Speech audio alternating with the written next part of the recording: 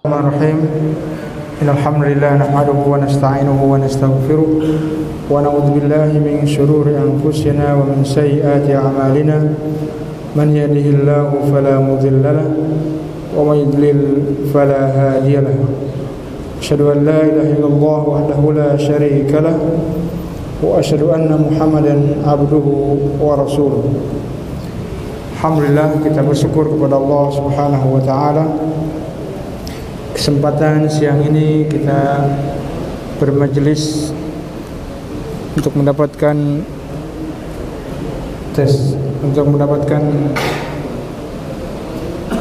maghfirah Allah Subhanahu wa taala. Kita masih berada di bab haqqul jar wal wasiyatu bihi. Ya. Hak tetangga dan wasiat ya untuk berbuat baik kepadanya. Kita masuk di hadis ke-304. Qala mu'allif rahimahullahu ta'ala wa an Abi Dzarr radhiyallahu anhu qala Rasulullah sallallahu alaihi wasallam. Dari Abu Dzar, beliau berkata dan Rasulullah SAW bersabda, Ya Aba Dzarrin, idza tabakhta maraqah fa'aksir ma'aha. Wahai Abu Dzar, jika engkau hendak masak daging, masak ayam, ya, fa'aksir ma'aha, ya, maka perbanyak airnya, kuahnya. Ayam sekilo, kuah seember. Ya, 1:3, 1:4 mungkin. Jangan kurang airnya. Kalau kita bagikan ke tetangga, alhamdulillah masih ada airnya.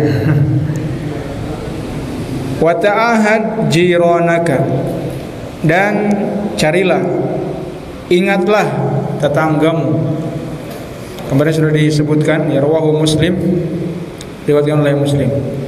Hadis yang agung ini salah satu contoh wasiat Nabi sallallahu alaihi wasallam yang berkenaan tentang hidup bersosial, hidup bertetangga, ya, hidup bersama manusia, terkhusus kaum muslimin, terkhusus lagi kerabat kita.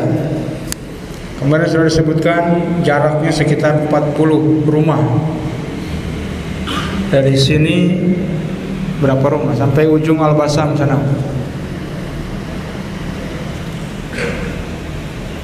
Hak tetangga luar biasa yang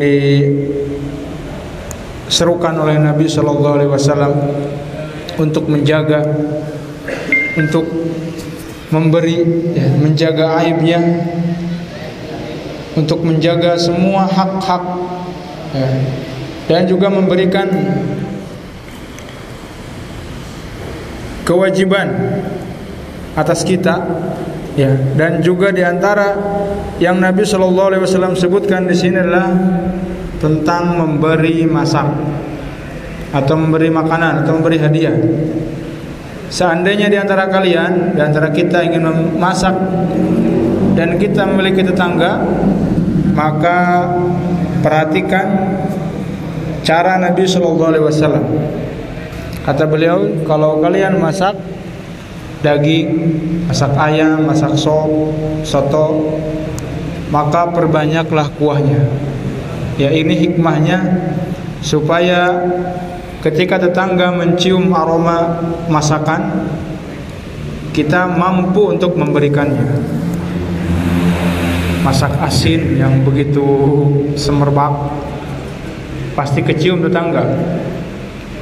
Maka ketika kita punya lebih dan tetangga berhak mendapatkannya, kalau di sini kita mungkin Al-Basam, alhamdulillah tetangga kita dapur. Jadi kita punya hak dari dapur. Ya, kecuali mungkin masak dari yang lain. Pak Dedi punya sapi potong, kemudian dimasak dan diberikan pada tetangga. Itu beda lagi. Itu mungkin dimaksud oleh Rasulullah SAW.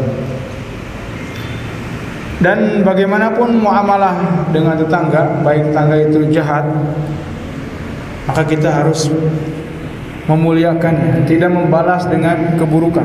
Apalagi kalau tetangga itu muslim, qarib, baik.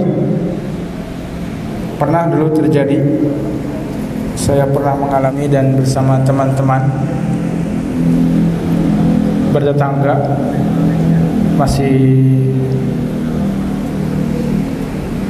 semasa belajar ya, kuliah. Tetangga kita mungkin tidak menerima suara berisik. Kebetulan pas itu kita ada kedatangan tamu, ya, teman kita. Kemudian teman kita mungkin baru kenal dengan lingkungan dan tertawa keras, sehingga tetangga pun marah. Setelah ketawa selesai, pot bunga masuk ke rumah. Ya, lumpur tanah bunga itu masuk. Wah, kita kaget. Tetapi kita bersabar, tidak membalas. Ya, walaupun ada kesel, ya, tapi kita meminta maaf ya. Anak sendiri datang kemudian minta maaf atas perilaku yang tidak mengenakan.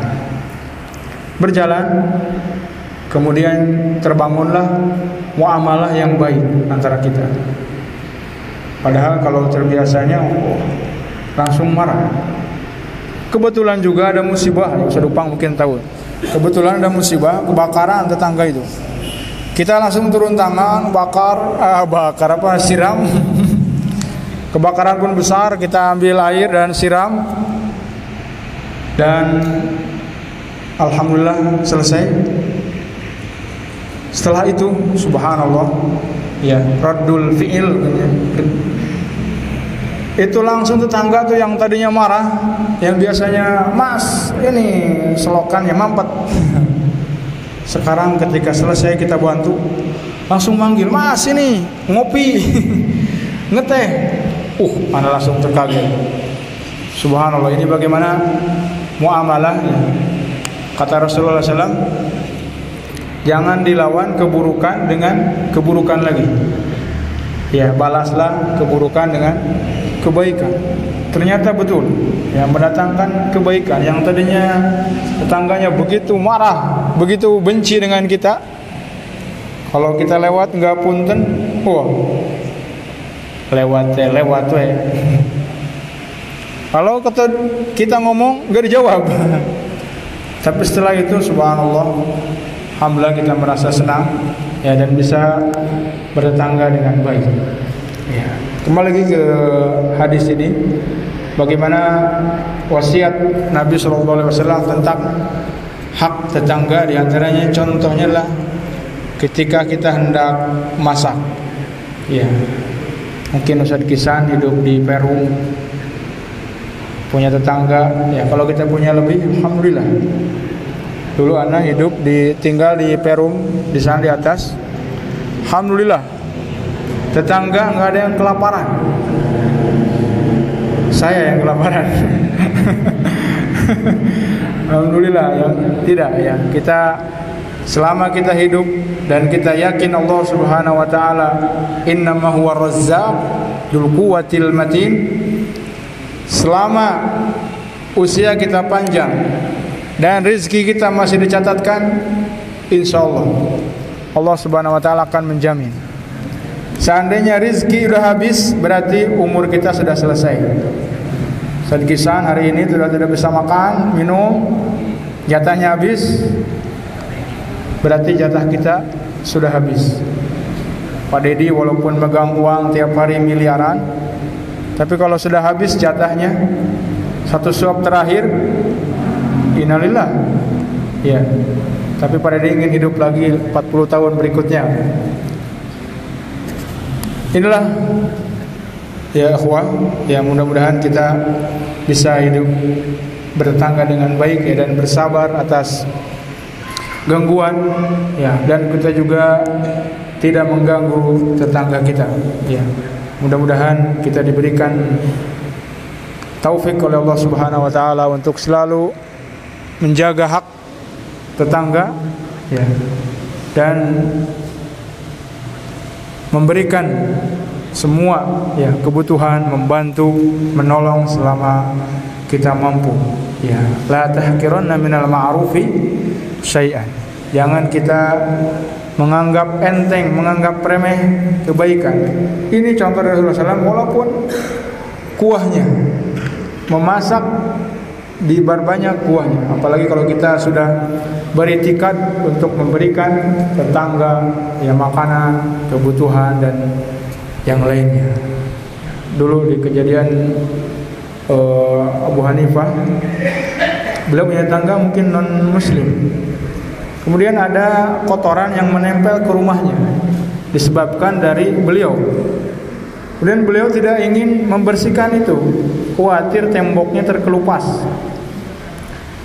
Kemudian keluarlah tetangga tersebut dan kaget mendapatkan imam. Biasanya kalau ulama-ulama itu sangat baik bertetangga ya. Kata orang tersebut, "Kenapa wahai imam? Saya ingin membersihkan rumah ini dari kotoran yang saya sebabkan, tetapi saya khawatir dengan tembok yang akan nanti terkelupas." Kemudian orang tersebut takjub ya dengan hak ya dan takrim dari imam. Kemudian dia mengucapkan asyhadu an la ilaha illallah, dia masuk Islam hanya dengan hal simpel ya. Tetapi tatbiqul ilm itu lebih mengena ya. Akhlak yang dilakukan oleh Imam Abu Hanifah ya, itu lebih mengena daripada ucapan ceramah kita sekarang. Tapi ketika di lapangan, orang akan melihat bagaimana praktek ya ketika di lapangan. Tip, karena mic sudah sendat-sendat dari tadi ya, kita cukupkan. Mungkin sagungnya insyaallah bulan depan mungkin diganti baterainya. Subhanallah bihamdik, asyhadu an la ilaha illa anta, astaghfiruka wa atubu ilaik. Wa akhiru da'wana alhamdulillahirabbil alamin. Barakallahu fikum. Assalamualaikum warahmatullahi wabarakatuh.